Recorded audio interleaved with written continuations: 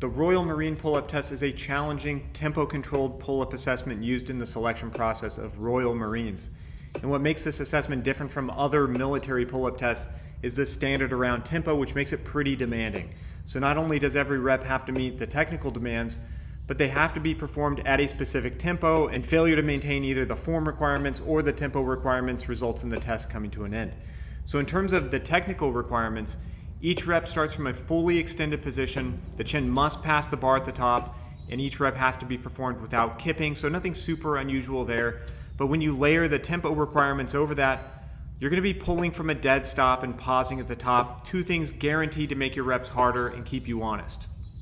So to do these, you're going to need a metronome set at 30 beats per minute, so that's one beep every 2 seconds, and the beeps are going to signal when you pull yourself up and lower yourself down. So from the starting position, you initiate your pull-up after the beep, hold at the top, and then lower yourself down when you hear the next beep.